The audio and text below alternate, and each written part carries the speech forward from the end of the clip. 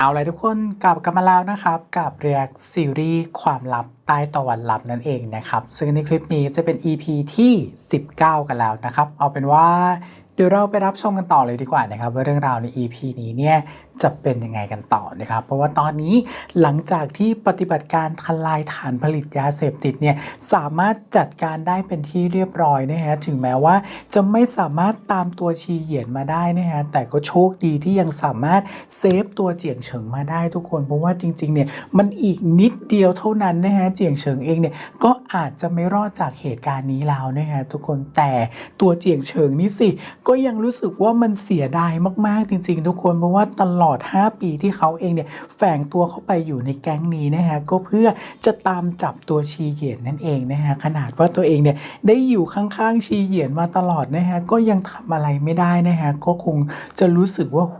ทำมาแทบตายเนี่ยสุดท้ายนะฮะก็ต้องมาพลาดแบบนี้นะฮะแต่ก็เชื่อนะยังไงหลังจากนี้เนี่ยฝั่งของตัวเจียงเฉิงก็คงจะไม่ยอมหยุดแค่นี้แน่นอนนะฮะเพราะว่าเขาเองเนี่ยต้องบอกว่าเข้าไปอยู่ในแก๊งนี้เนี่ยลึกมากๆแล้วด้วยทุกคนแล้วก็อีกอย่างหนึ่งเนี่ยน่าจะมีความสัมพันธ์นะฮะกับตัวชิวเย่อีกนะฮะซึ่งตอนนี้พอจะรู้นะว่าชิวเย่เองเนี่ยอาจจะแอบชอบตัวเจียงเฉิงจริงๆทุกคนไม่ใช่ทำไปทำมาเนี่ยคนที่จะส่งข้อมูลให้เจียงเฉิงเนี่ยอาจจะเป็นชิวเย่ก็ได้นะครับยังไงเดี๋ยวไปรอดูกันต่อแล้วกันนะครับว่าหลังจากนี้ปฏิบัติการครั้งใหม่นะฮะของทีมตำรวจเนี่ยจะเป็นยังไงกันบ้างนะครับแล้วก็การออกตามล่าชีเหยียนนะครับแล้วก็เปิดแฟ้มคดี 8.17 เนี่ยจะเป็นยังไงกันต่อนะครับยังไงเดี๋ยว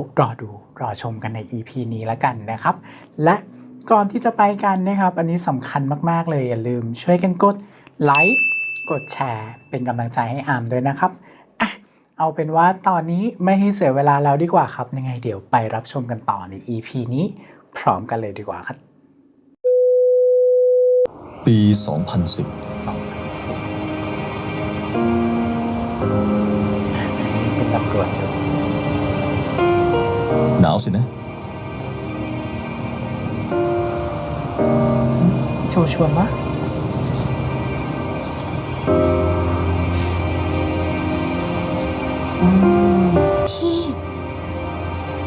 พี่ไม่ไปได้ไหม พี่อยู่กับเธอตลอดไปไม่ได้หรอก เธอต้องเป็นเด็กดี ถ้าใครมารังแกก็ไปหาเจียงเฉิง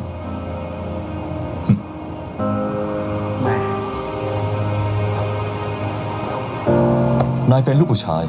ดูแลน้องสาวให้ดีพี่รีบกลับมานะ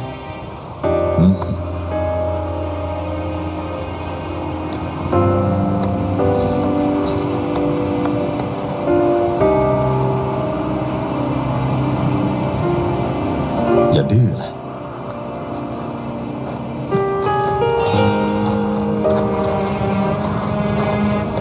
หรือว่านี่คือครั้งสุดท้ายที่ได้เจอกันหรอ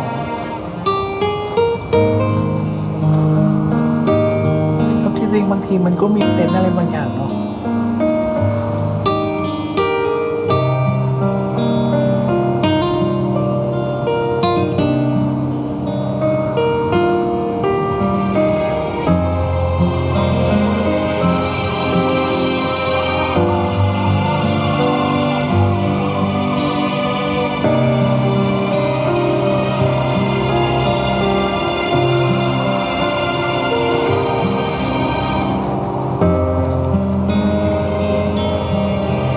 น้องห้าถ้าอยากร้องไห้ก็ร้องเถอะ ฉันไม่ร้องไห้หรอก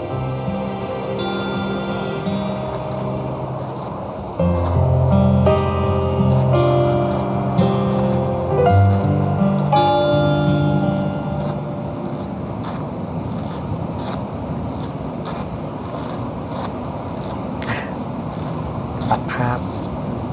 ฉันถึงบ้านแล้ว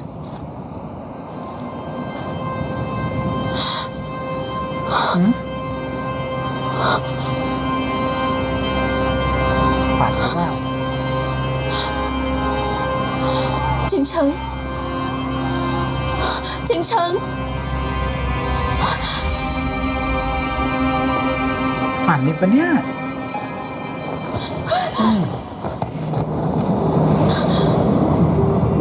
ซิง โจจิน คนที่จับคือฮันเซิง หานซัง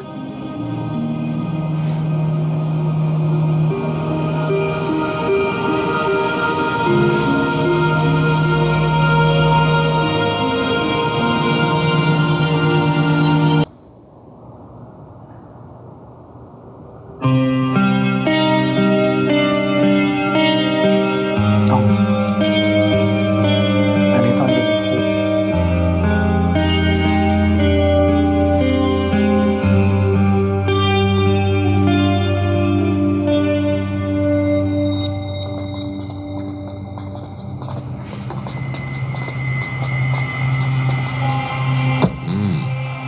คุณตำรวจถอดรองเท้าให้หน่อยดิจะได้สบายหน่อยฉันพูดกับนายไม่ได้ยินเรื่องไงเหรอ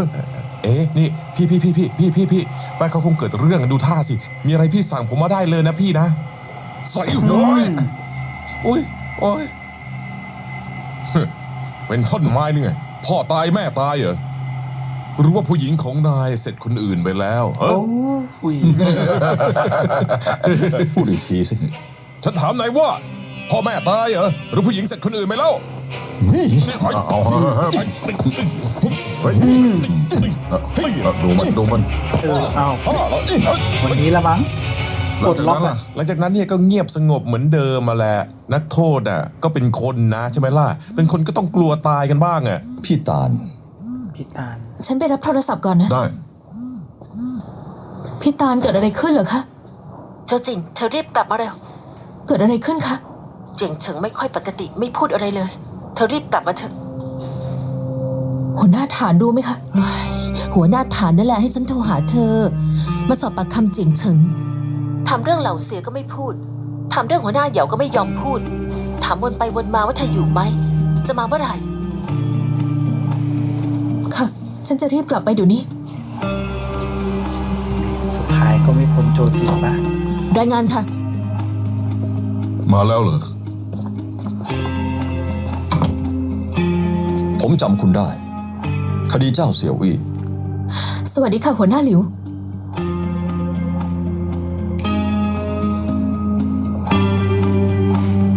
หัวหน้าหลิวให้เธอลองดูเถอะครับ คดีต้องแข่งกับเวลายื้ออยู่แบบนี้ไม่ได้นะครับ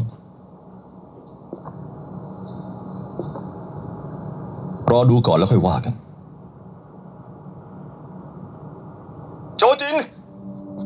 โจจินหุบปากไม่ต้องตะโกน เอาละอย่าโมโหเลย เจียงเฉิง สิ่งที่เป็นผลดีกับคุณ คือเล่าเรื่องที่เกิดขึ้นที่จินกังมาให้ชัดเจน ไม่อย่างนั้น ยิ่งปล่อยไว้นาน พวกเราก็ยิ่งสงสัย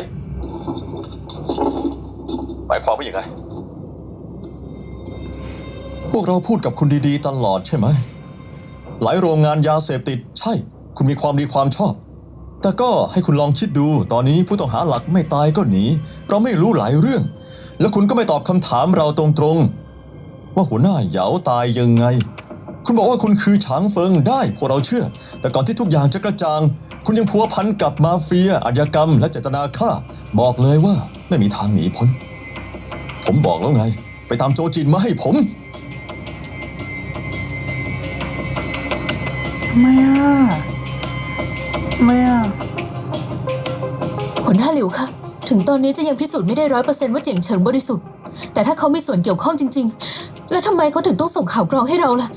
ให้ฉันเข้าไปคุยกับเขาได้ไหมคะ ทำไมเขาถึงเจาะจงจะคุยกับคุณล่ะ พวกคุณมีความสัมพันธ์อะไรกันเหรอ โอ้คำถามนี้ เรามีความสัมพันธ์ที่เกือบจะแต่งงานกันค่ะ ทำไมเข้ามาจังหวะนี้พอดีเลยล่ะ ศาสตราจารย์เจียง ฮันเซิง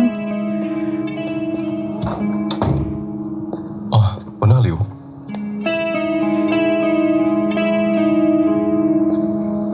ไม่เป็นไร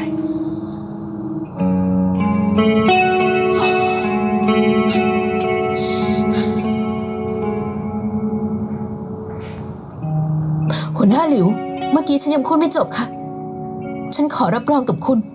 ว่าความสัมพันธ์ส่วนตัวของฉันกับเขาจะไม่กระทบต่อความเป็นมืออาชีพของฉัน คุณจะถามอะไรเขาคุณจะให้เขาตอบอะไร ในใจฉันรู้ดีค่ะ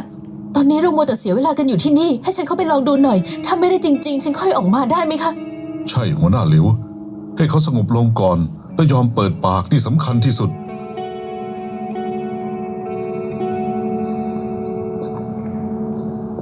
ก็ได้ ผมอนุญาต งั้นก็ลองดูกัน อย่า หัวหน้าหลิว ผมอยากคุยกับคุณเกี่ยวกับคดีนี้หน่อย เอาไป หัวหน้าฐาน ส่วนตัว หยุดพักกันก่อนนะครับ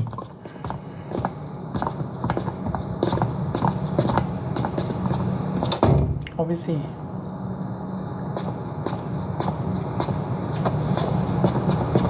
นี่มันเรื่องอะไรกัน อะไรเรื่องอะไรคะ เธอกับคนข้างในเป็นยังไงกันแน่ เอ้า ไม่มีใคร นั่นมัน รู้เลย เรื่ เห อ รง อ เมื่อนานมาแล้วค่ะ ไม่มี งั้น ใคร เธอ รู้ ก็ เลย พูดให้เคลียร์สิ สามีเธอเข้าใจผิดทำยังไง ฉันจะออกไปดูหน่อยนะคะ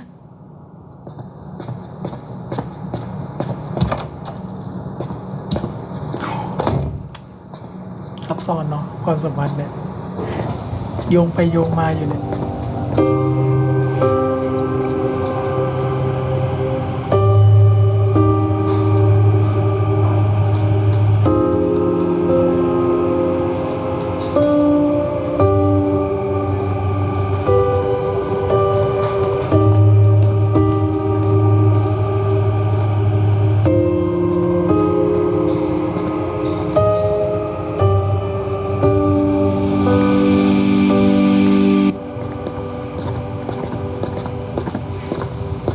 คุณมาได้ยังไง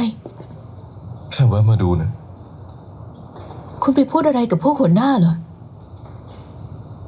โจจิน ศาสตราจารย์เจียง ศาสตราจารย์เจียง หัวหน้าสั่งแล้ว ให้เราร่วมมือกับคุณ และงานของศาสตราจารย์เต็มที่ แม้เจียงเฉิงจะน่าสงสัย แต่การคุยในห้องสอบสวนไม่เคยเหมาะ สายลับต้องตื่นตัวตลอดเวลา ไวต่อการเปลี่ยนแปลงรอบตัว เขาคงอดนอนมานาน ตาจึงไม่สู้แสง เครียด แสงไฟในห้องสอบสวนจะกระตุ้นอารมณ์ของเขา ผมเสนอกับหัวหน้าแล้ว เปลี่ยนห้องที่บรรยากาศกดดันน้อยกว่านี้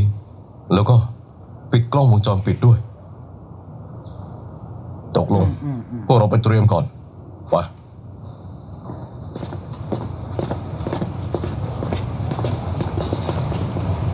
โจจิน คุณมีแค่ครึ่งชั่วโมงที่จะได้คุยกับเขา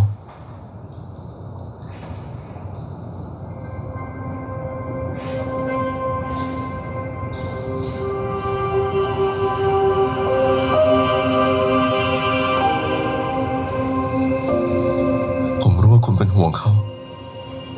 อย่าเพิ่งร้อนใจ ผมจะอยู่เป็นเพื่อน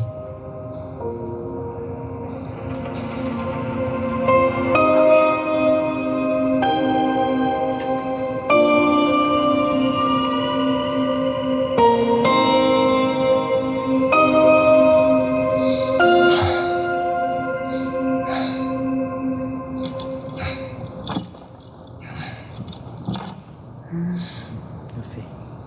อุตส่าห์ทุ่มเทเนาะ เป็นสายลับ ต้องมาโดนจับสอบสวนแบบนี้ เจียงเฉิง เราเรียกโจจินมาให้คุณแล้วนะ หวังว่าคุณจะใจเย็น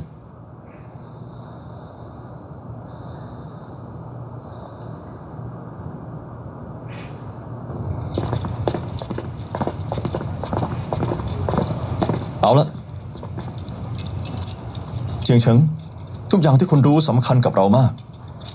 เล่ามาให้ชัดเจน จะเป็นผลดีต่อตัวคุณและรูปคดี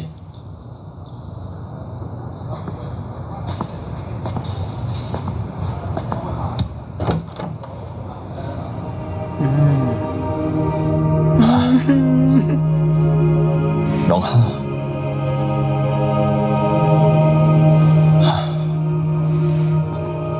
ไว ฮันเซิง เจงหันเซิง ฉันเคยพูดถึงให้นายฟังแล้ว ไม่เจอกันนานเลย เจียงเฉิง เราชกกันมาแล้วนะ ไม่เจอกันนานเลย ชกกันมาแล้วนะยก พวกนายเคยเจอกันเหรอ แน่นอน คุณชายน้อยบ้านเลขที่ 23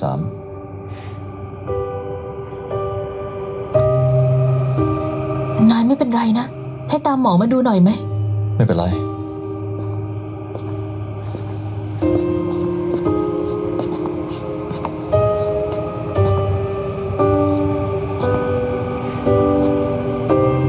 น้องห้า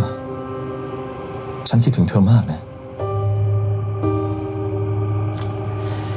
มีบางสถานการณ์ ปิดหู ที่ฉันต้องสอบถามนายหน่อย เธออยากถามอะไรฉันล่ะว่าฉันเคยฆ่าคนหรือเปล่า ถ้าบอกว่าฉันคือฉางเฟิงทุกเรื่องที่ฉันทำมาตลอด5 ปีก็เพื่อทำคดี จะมีคนเชื่อไหม ฉันเชื่อนายเจียงเฉิงฉันเชื่อนาย ขอแค่นายบอกความจริงกับฉัน ฉันจะช่วยนายเอง หลายปีมานี้ เธอเปลี่ยนไปเยอะจริง อย่า นั่งลงก่อนเถอะ อย่าลูบเลย กว่าจะได้โอกาสนี้มาไม่ง่ายเลย เวลาของนายเหลือไม่เยอะ นายต้องให้ความร่วมมือกับฉันดี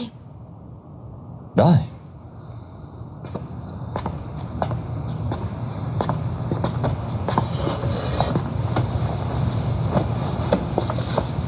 นายโอเคไหม ทำไมถึงเจาะจงเจอโจจินด้วย เพราะฉันชอบเขาน่ะสิ นายอย่าพูดเหลวไหลสิ ฉันไม่ได้เหลวไหลที่พูดคือเรื่องจริงทั้งหมด น้องห้าไม่ได้บอกนายเลยว่าเราคบกันถึง7 ปียังเคยมั่นกันด้วย เรื่องที่ผ่านมาก็ให้มันผ่านไป นายพูดมีเหตุผล แต่มีบางเรื่องที่เปลี่ยนแปลงไม่ได้ ฉันกับน้องห้าเข้าใจผิดต้องมากมาย ว่าจะได้เจอกันเรื่องมากมาย อยากรำลึกกันตามลำพังอะนะ ฉันคิดว่าศาสตราจารย์เจียงน่าจะเข้าใจ เจียงเฉิง กำลังจะไล่นะเนี่ย การพบกันในวันนี้ ฉันใช้ชื่อเสียงส่วนตัวฉันเป็นประกันถึงขอมาได้ เราอย่าเสียเวลาไปกับการทะเลาะที่ไร้สาระแบบนี้เลย แล้วก็ นั่นปิดไปแล้ว ปิดแล้วทิ้ง ปิดแล้ว นี่ จะถามเป็นครั้งสุดท้ายทำไมต้องเจอโจจินให้ได้ หนอนบ่อนไส้คือใคร เขาฆ่าหัวหน้าเหยาบอกฉันมา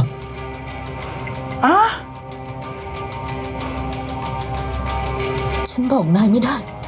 รู้แล้วเหรอ รอให้พวกเราสืบให้แน่ชัดก่อน เขาจะต้องชดใช้ในสิ่งที่เขาทำแน่นอน บอกฉันหน่อยว่าทำไมนายถึงรู้ว่ามีหนอนบ่อนไส้ คนลุก คนลุก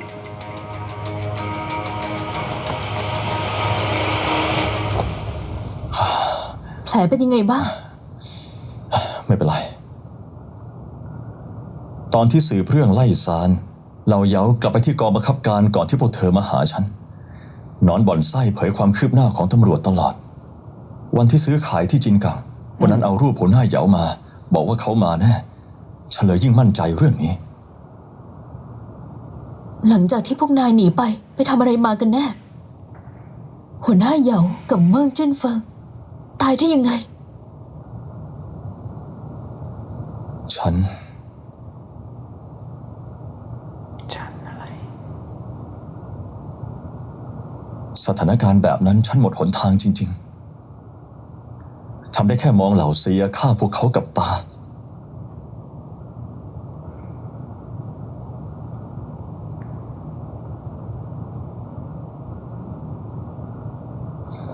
น้องห้า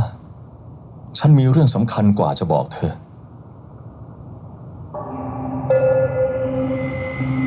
หลายปีมานี้ฉันทำงานอยู่กับเฮ่ออู่มาตลอด บริษัทขนส่งเหิงวินของเขาเธอก็รู้ นอกจากขนส่งสินค้าทั่วไปแล้ว ยังขนยาเสพติดกับชิ้นส่วนของปืนด้วย ฉันเคยเอา USB ให้เหล่าเหยาหลายอัน ในนั้นมีคลิปการซื้อขายของเขา และบันทึกธุรกรรมการเงินทั้งหมดเหล่าเหยาเก็บ USB พวกนั้นในตู้เซฟธนาคารกวางฉีได้หลักฐานใหม่เขาก็เก็บไว้ที่นั่น เดิมวางแผนว่ารวบตัวแล้วจะจัดการทีเดียว ตอนนี้เฮ่ออู่ตายแล้วเหล่าเซียก็หนี อ้าว เบาะแสหลายอย่างขาดไป แค่เธอเอา USB มาก็ตรวจบริษัทขนส่งเหิงวินได้ สถานะสายลับของฉันถูกเปิดโปงแล้วเหล่าเซียต้องเคลื่อนไหวแน่พวกเธอต้องรีบหน่อยนะ เราเซียเป็นคนยังไงกันแน่ เหล่าเซียคือสไนเปอร์ที่เธอเคยเจอ นั่นแหละ ชีเหยียน เขาคือเหล่าเซียเหรอ ชีเหยียนคือเราเซียเหรอ เดิมทีก็คิดว่าชื่อเหยียนเป็นลูกน้องของเหล่าเซีย พ พอไปถึงจินกังก็รู้ความจริง ต้องขอบคุณเหล่าเหยาเพราะเหล่าเหยาจำเขาได้ แต่ว่าฉันไม่เคยได้ยินใครเรียกเขาว่าชีเหยียน คนที่ใกล้ชิดเขาเรียกเขาว่าคุณชายเหวินเหมือนจะแสดงความเคารพหรือว่าเป็นฉายา คุณชายเหวิน คนคนนี้จะซ่อนตัวอยู่เบื้องหลังซ่อนตัวในที่มืดไม่มีชื่อเรียก ถ้าไม่จำเป็นจริงๆก็จะไม่ได้เจอหน้าเขา เขามีลูกน้องคนหนึ่งที่มีอายุชื่ออาเจ็ดคำพูดมีน้ำหนักมาก ฉันเคยคิดตลอดว่าอาเจ็ดก็คือเหล่าเซียอ๋อเขายังมีลูกน้องผู้หญิงอีกคนชื่อว่าชิวเย่ ชิวเย่ สองคนนี้ได้รับความไว้ใจมาก นี่แหละ หลังจากเรื่องจินกัน ชิวเย่ ถึงจะปิดล้อมทางออกกับทางขึ้นเขาทั้งหมดก็เปล่าประโยชน์พวกเขาทิ้งลูกน้องกระจอกแล้วฐานที่แท้จริงอยู่ใต้ดินแยกย้ายกัน ต่างคนต่างไปหลายที่ ฉันถูกปิดตาตลอดทางไม่รู้ว่ากลางวันหรือกลางคืน ถูกพวกเขาลากไปตลอด การซื้อขายที่จินกังเป็นกับดัก เพื่อจัดการเหยาเว่ยไห่และสายลับที่เขาส่งเข้ามาในแก๊ง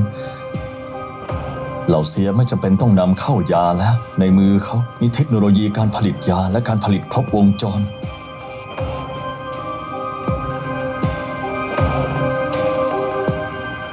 เดิมทีสื่อมาถึงตรงนี้ นายก็หยุดได้แล้วนี่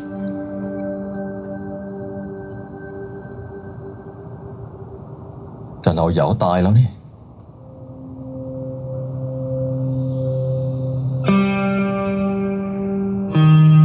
โชคดีที่พวกเธอฉลาด ถึงติดต่อฉันได้ ต่อให้ตายก็ยังต้องส่งหลักฐานที่สืบมาหลายปี รวมถึงเบาะแสทั้งหมดออกไปให้ได้ แม้จะโค่นได้แค่เฮ่ออู ต่อให้ฉันต้องตาย ก็ไม่ขาดทุนละ มันเศร้าเนาะ เขาคิดว่าปิดตาฉันก็ทำให้ไม่รู้ตำแหน่งโรงงาน แต่ว่าเธอรู้จักฉันนี่ ยังจำฉายาที่เธอตั้งตอนเด็กได้ไหม จมูกมา ใช่แล้ว จมูกฉันไวมาตลอด ตลอดทางฉันคำนวณเวลาเงียบๆกับทิศทางที่รถเลี้ยว ต่อให้เธอไม่มา ฉันก็หาตำแหน่งของโรงงานเจอ ตอนนี้ข้อมูลที่ฉันให้ได้ก็มีเท่านี้แหละ ฉันมีข้อเรียกร้องข้อเดียว คืนสถานะตำรวจให้ฉันโดยเร็ว ฉันจะจับเหล่าเซียเอง ก็จับไปด้วยกันนี่แหละ น้องห้า 3 คน เธอเชื่อฉันนะ ฉันไม่เคยทำเรื่องที่ทรยศต่อความเชื่อตัวเอง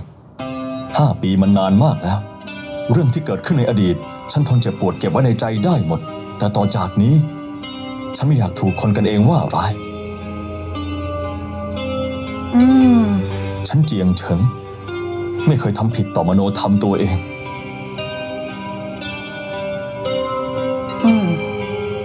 น้อง5 ปีที่ผ่านมา ฉันมีภารกิจ ไม่มีทางเลือก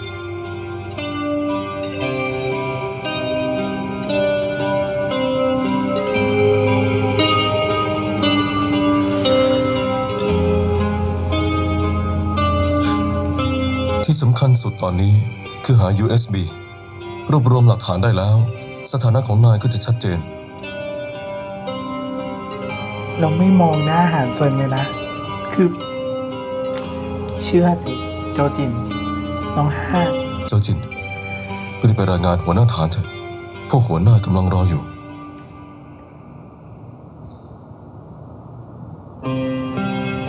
เชื่อฉันนะ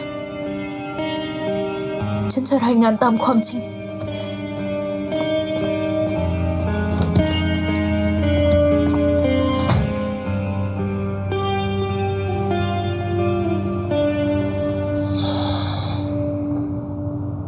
มา เรา2 คน มาคุยกันสิ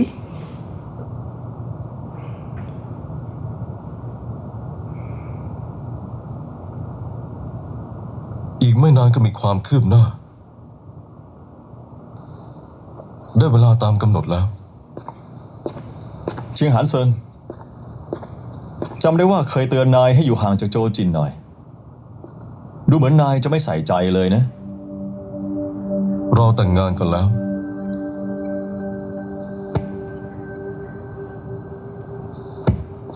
ฉันไม่เหมือนกับคนที่เกิดมามีพร้อมทุกอย่างแบบนายนะ สิ่งที่ฉันได้ไม่มาก แต่ของที่ควรเป็นของฉัน อุ๊ย ฉันก็ไม่คิดยอมแพ้ กัดก ง่าย รามแล้วนะ กัดกรามอ่ะ ๆ ที่นายจะพ้นข้อกล่าวหา และได้สถานะคืน อย่ามาหาโจจินอีก ทำไมล่ะ นายจำเอาไว้ วันนี้นายยังยืนอยู่ตรงนี้และได้เจอโจจิน ทั้งหมดเป็นเพราะฉัน นายพูดอะไรนะ อย่าเอาเรื่องที่ตัวเองเป็นสายลับ มาผูกมัดโจจิน โอ้ยตายแล้วยากจังเลยอ่ะเนี่ย เอ๊ะศาสตราจารย์เจียงศาสตราจารย์เจียง ศาสตราจารย์เจียง อะไรเป็นไรเป็นอะไรสิเราสองคนเนี่ย ชีเหยียนก็คือเหล่าเซีย คดีทั้งหมดเกิดขึ้นเพราะเขาคำให้การของเจียงเฉิงประกอบกับข้อมูลที่ฉันได้รู้มาจากในเรือนจำกู่หัว ข้อมูลทั้งหมดเชื่อมโยงกันได้แล้ว ว่ามาสิ หลังเกิดคดี 8.17 ตำรวจพบร่องรอยของผู้ต้องสงสัย2 คนในที่เกิดเหตุ หลังตั้งทีมเฉพาะกิจขึ้นมา หัวหน้าเหย่าได้ความช่วยเหลือจากแผนกวิจัยอาชญากรรมกรมความมั่นคงมณฑลไม่นานก็เจอตัว ผู้ต้องสงสัยบางส่วนที่ซ่อนตัวอยู่ชานเมือง มีทั้งหมด4 คน ยืนยันได้ว่าชีเหยียนก็คือตัวการหลักในกลุ่มนั้น แต่ว่าอีก3 คนไม่ตรงกับลักษณะของผู้ต้องสงสัยอีกคนที่นิติเวชตรวจร่องรอย นั่นก็หมายความว่าในบรรดาฆาตกรที่ฆ่าพี่ชายฉันมีคนหนึ่งหนีไปได้ แล้วปืนของพี่ชายฉันก็ยังหาไม่เจอด้วย ดังนั้นเพื่อหาเบาะแสเพิ่มเติม ทีมเฉพาะกิจจึงตรวจสอบความสัมพันธ์ของคนร้าย4 คนที่ถูกวิสามันไป แล้วก็พบจุดสำคัญบนตัวของคนที่ชื่อเฟิงเหอ พวกเขาพบว่าเฟิงเหอไปมาหาสู่กับเฮ่อเหวินอย่างใกล้ชิด ดังนั้นฉันคิดว่าน่าจะหลังจากสืบมาถึงจุดนี้ หัวหน้าเหยาจึงได้แอบเริ่มปฏิบัติการสายลับที่ใช้ชื่อรหัสฉางเฟิง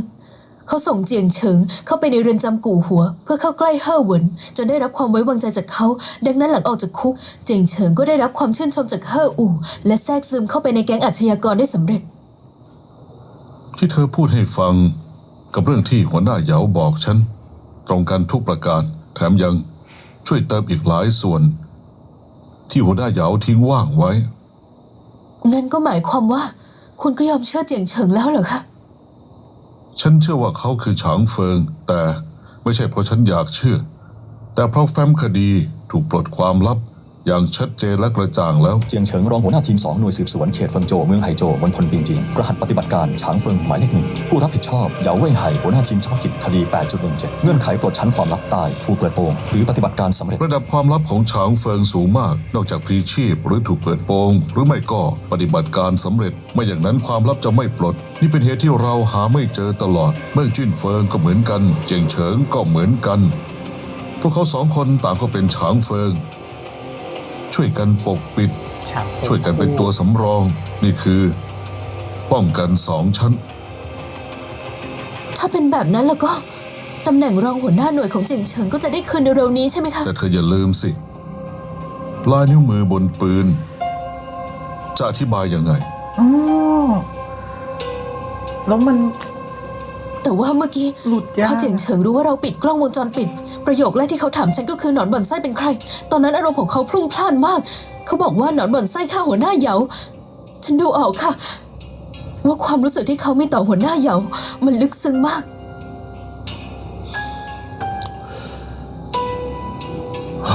1 ใน 2นั้นเหรอ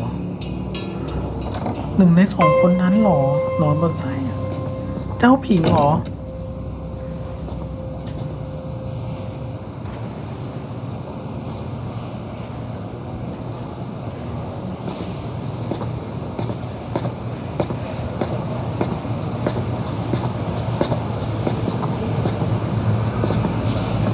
รายงานเสร็จแล้วเหรอ รายงานไปเกือบ2 ชั่วโมงกว่าทำไมคุณยังไม่กลับล่ะ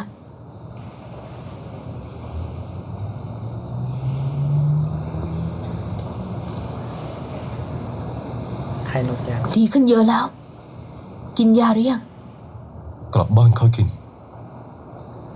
ฉันไปส่งคุณนะ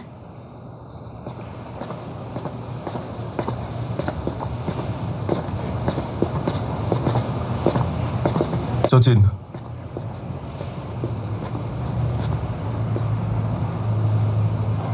คุณเหนื่อยมากใช่ไหม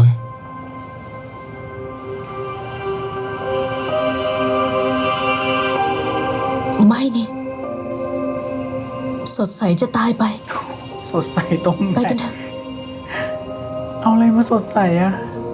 นี่หยุดร้องไห้หรือยังก่อน ตั้งแต่แบบเนี้ยจับเจียงเฉิงมาได้เนี่ยยังไม่หยุดร้องไห้เลย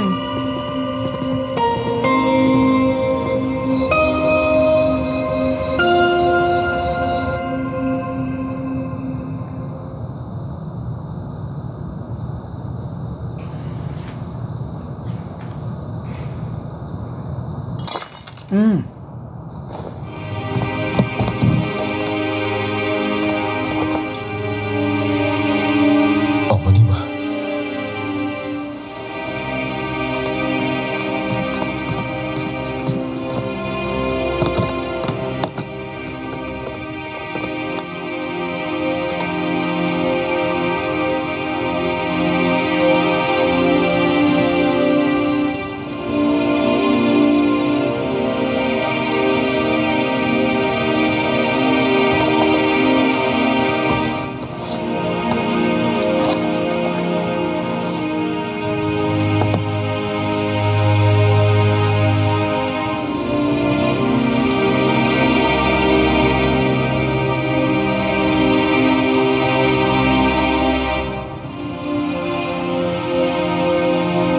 เจ็บไหม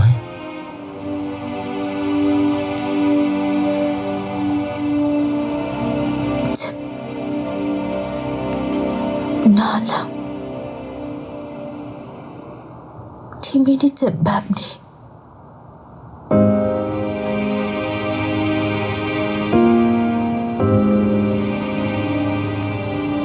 หันเซอร์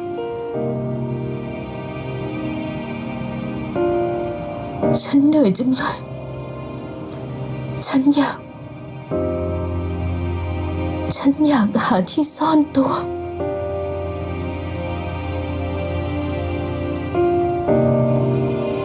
ผมเข้าใจ แต่ทั้งหมดไม่ใช่ความผิดของคุณ ทั้งหมดเป็นความผิดของฉัน ภารกิจ 8.17 วันนั้น เดิมทีพี่ชายฉันไม่ต้องไป เขาไปเพื่อที่จะฉลองวันเกิดให้ฉัน เลยไปสลับเวรกับคนอื่น ตอนที่แจ้งให้ญาติไปยืนยันศพ ฉันไม่กล้าแม้แต่จะเข้าไปดูหน้าเขา ฉันเอาแต่หลบ แต่จริงๆ แล้วในใจฉันเจ็บปวดมาก ช่วงนั้นฉันใช้ชีวิตอย่างซึมเศร้า เจียงเฉิงอยู่ต่อหน้าฉัน เอาแต่สูบบุหรี่มวนแล้วมวนเล่า ฉันทะเลาะกับเขาไม่หยุดไม่หย่อน ทั้งหมดก็เป็นเพราะเรื่องไร้สาระหยุ่มยิ้ม ฉันนึกว่า ชีวิตของฉันจะไม่มีความสุขอีกต่อไปแล้ว ฉันเปลี่ยนไป ไม่ร้องไห้ แล้วก็ไม่รู้สึกเจ็บปวดด้วย ฉันนึกว่าเขาก็เปลี่ยนไปเหมือนกัน กลายเป็นคนเลวคนหนึ่ง แต่ว่าฉันคิดผิด ไม่ผิดถ้าขนาดนั้นก็ เขาไม่ได้เปลี่ยนไปเล ก็ ย คิดเหมือนกันแหละนี่แปลว่าเจียงเฉิงเขาเก่งมากนะทำให้คนเชื่อได้อะ เขาหลอกฉันมาตั้ง5 ปี แต่ฉันดันเชื่อเขามาตั้ง5 ปี ฉันดันเชื่อเขามาตั้ง5 ปี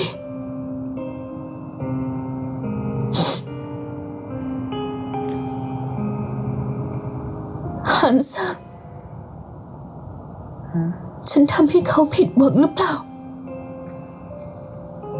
ฉันทำผิดเหรอ ฉันรู้สึกผิดมากเลย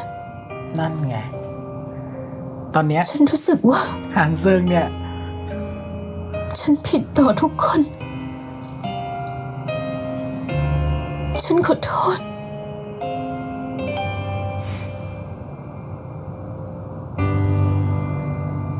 นควรทำยังไงดี ตอนนี้หานซนก็เจ็บนะเนี่ย เหมือนรู้ว่าโจจินลืมไม่ได้อ่ะทำไปทำมาถ้าให้เลือกจริงๆอาจจะเลือกเจียงเฉิงมันมีความรู้สึกผิดอยู่ด้วยในนั้นนะ โจจินคุณเหนื่อยแล้ว นอนเถอะนะ ผมจะอยู่เป็นเพื่อนคุณ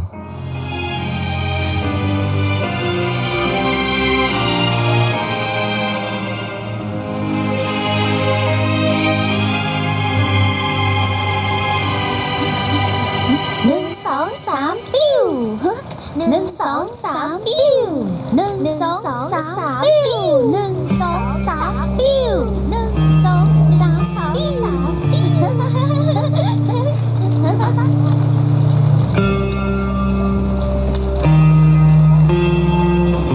ขอบคุณครับเท่าแก โอเคไม่เป็นไร เอานี่น้องห้า ขอบใจนะเจียงเฉิงนายเอาเงินที่ไหนมาซื้อน้ำอัดลม ทายสิ เอ๊ะนายได้ค่าขนมอาทิตย์ละเท่าไหร่อะเรามีความลับต่อกันแล้วใช่ไหมรอฉันด้วยสิจะรีบเดินไปไหนอะ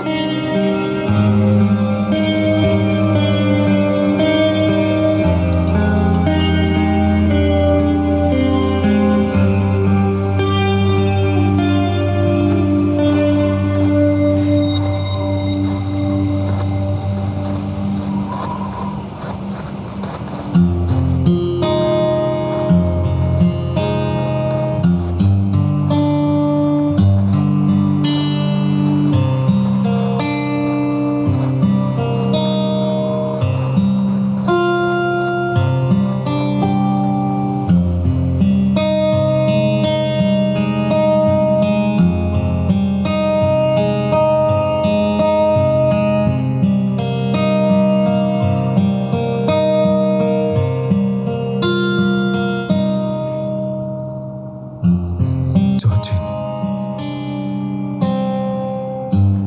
ผมควรทำยังไงดี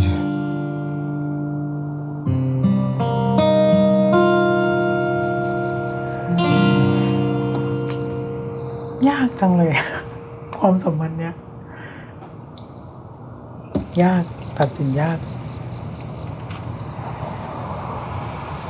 แล้วใครไปนอนบนไส้ก่อน ตอนเนี้ย จะรู้ได้ยัง ฮัลโหล ศาสตราจารย์เจียง ยังไม่นอนใช่ไหม มีเรื่องหนึ่งผมอยากปรึกษาคุณหน่อย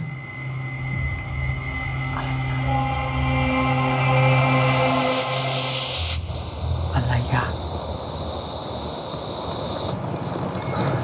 หัวหน้าฐาน หัวหน้าฐาน เชียงเฉิงให้การว่า หลักฐานบริษัทเหิงอิ่นทำธุรกรรมผิดกฎหมายรายชื่อทั้งหมดที่ติดต่อกับเฮ่ออู เขาเซฟอยู่ใน USB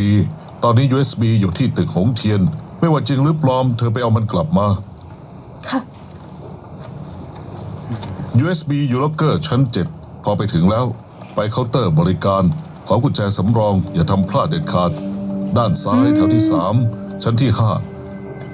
เจ้าผิง 5 ทาง จริง ที่ดี ด้ ไป วย ตอนเลิกงาน 3 ทุ่มครึ่ง คนน้อยกว่า เจ้าผิงจริงด้วย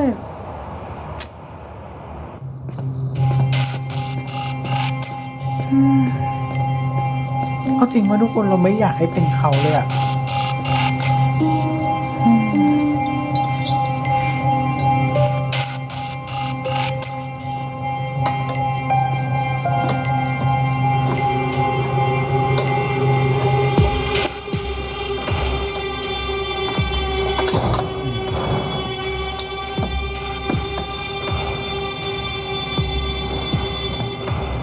ปึ้งปึ้งนี่ อย่าขยับนะ วางมีดลง แล้วยกมือขึ้น อย่าขยับ อย่าขยับนะ อย่าขยับเลยหยุด นอกจากกระโดดลงไปเนี่ยแหละ อย่าขยับเฮ้ยอย่าเข้ามาเด้อผู้ใดก็อย่าเข้ามา เจ้าผิง อืม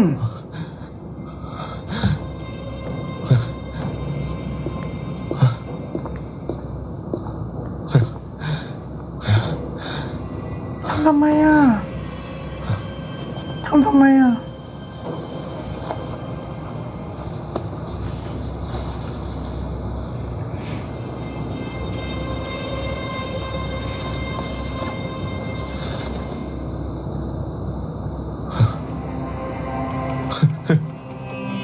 รุ่นพี่ วางกับดักผมเหรอ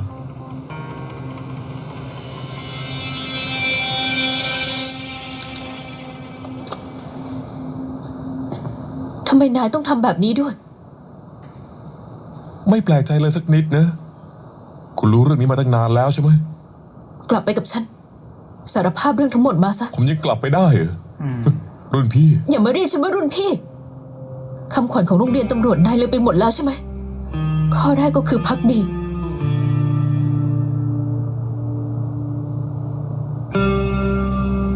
ที่ผมเรียกว่ารุ่นพี่ เพราะคุณชอบมือปราบหญิงปืนโหด เกี่ยวอะไรกับโรงเรียนตำรวจ โจจิน ผมโตกว่าคุณหลายปีปล่อยให้คุณเอาเปรียบมาตั้งนานแล้ว ฉันจะพูดกับนายเป็นครั้งสุดท้าย กลับไปกับฉัน ไม่ต้องมาไม้นี้กับผม ผู้คุณเตือนผมแล้ว3 ครั้ง ถ้าขัดขืนก็ยิงผมตายได้เลย เจ้าผิง อย่าเล่นตุกติกนะนายออกมา มีอะไรกลับไปค่อยคุย พวกคุณทำอะไรเนี่ยฮะ เลิกมองผมด้วยสายตาเห็นใจแบบนี้ได้ไหม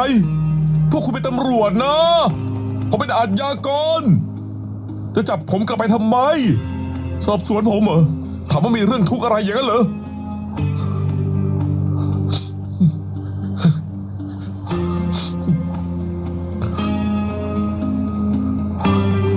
อย่าเข้ามานะ แล้วมันนัดอะไรกันที่ชั้น 7ก็ไม่รู้เนาะชั้น 1ก็ไม่ได้ ทำไมนายต้องทำแบบนี้ด้วย ก็เพื่อเงินไง ก็เงินนั่นแหละ ถ้าวันนี้ผมเอา USB มาได้ บัญชีผมที่ต่างประเทศจะมีเงิน1 ล้านโอนเข้ามา เงินแบบนี้ผมไม่เอาเหรอ ผมมันไม่เหมือนกับพวกคุณ ไอ้ที่เรียกว่าความยุติธรรมเนี่ยความถูกต้อง ความเชื่อ ไม่เกี่ยวอะไรกับผมทั้งนั้นเน่ะ นายไม่ใช่คนแบบ ผม นี้ เป็นแบบนี้แหละ ผมก็เป็นคนแบบนี้ ฉันไม่เชื่อ หลายปีมานี้ นายทำคดีอย่างสุดความสามารถนายแกล้งทำมาตลอดเหรอ คุณอย่ามาสร้างภาระให้ผมนักเลย ผมรู้ว่าคุณรับเรื่องวันนี้ไม่ได้ พวกโลกสวย เนาะ ใครไม่อยากบ้าง แต่สวนมันไม่ยุติธรรมยังไงเล่า ไม่ให้เส้นทางที่ราบรื่นกับผมบ้างเลยสักครั้งเดียวเรื่องพวกนี้คุณน่าจะเข้าใจนะโจจิน บางครั้งเรื่องที่ไม่คาดฝันเรื่องเดียว ก็เปลี่ยนชีวิตคนคนหนึ่งได้ งั้นนายบอกฉันมาสิ เรื่องไม่คาดฝันที่เปลี่ยนชีวิตนายไปทั้งชีวิตน่ะมันคือเรื่องอะไรกันแน่